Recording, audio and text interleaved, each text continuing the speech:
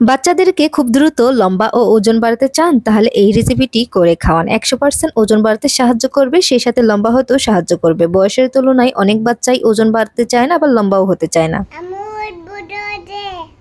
দেখলেন তো, বাচ্চা নিজেই বলছে অনেক বেশি মজা হয়েছে। তো কিভাবে রান্না করে দিলে অনেক বেশি মজা হবে, আর এটা কিভাবে খাওয়ালে বাচ্চার ওজন ও মেধাশক্তি বাড়বে, সে সাথে লম্বা হতে সাহায্য করবে।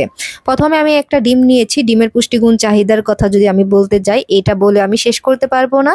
সেজন্য প্রথমে হচ্ছে ডিমটাকে আমি ফিটিয়ে এক সাইডে রেখে দিয়েছি। এখন লাগছে একটা বরবটি। এটা দিতে পারেন হাতের কাছে থাকলে, তা না হলে অন্য কোনো সবজিও দিতে পারেন। আর আমি এক টুকরার মতো দিয়েছি এখানে মিষ্টি কুমড়া। মিষ্টি কুমড়া দিতে পারেন, অথবা চাইলে গাজর দিতে পারেন। এই দুটার একটা দিতেই পারেন। তো এইগুলাকে আমি সুন্দর করে কুচি কুচি করে কেটে নিয়েছি। কাটা হয়ে গেলে হাফ চামচের মতো আমি ঘি দিয়ে দিব কড়াইতে। এখন দিয়ে দিচ্ছি রসুন কুচি আর দিয়ে দিচ্ছি পেঁয়াজ কুচি। তো এটা অল্প পরিমাণে করে দিলেই হবে, খুব বেশি দিতে হবে না।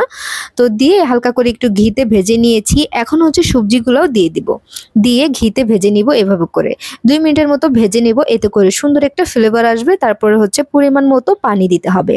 পানি দেওয়া হয়ে গেলে এখানে আমি স্বাদ মতো লবণ দিয়ে দিব, আর দিয়ে দিচ্ছি হলুদের গুঁড়া।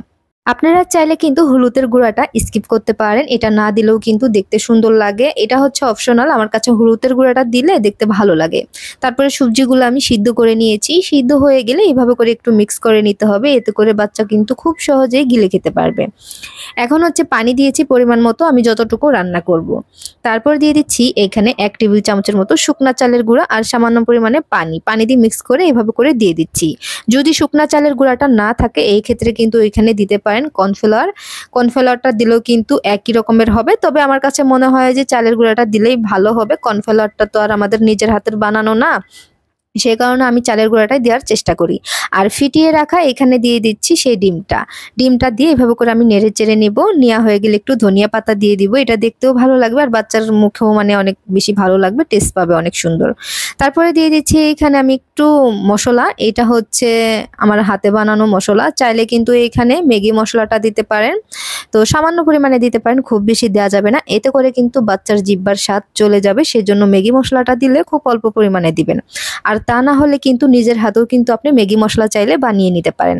যদি এই রেসিপি দেখতে চান তাহলে আমাকে জানাবেন, আমি পরবর্তীতে এই রেসিপিটা আপনাদের সাথে শেয়ার করব। এই তো কথা বলতে বলতে কিন্তু রান্না হয়ে গেল। এখন হচ্ছে এটাকে আমি নামিয়ে নিচ্ছি। এই ডিমের স্যুপটা রান্না করে দিলে বাচ্চারা অনেক বেশি মজা করে খাবে, আর ওদের ওজনও বাড়বে, সে সাথে কিন্তু তাদের লম্বা হতেও সাহায্য করবে।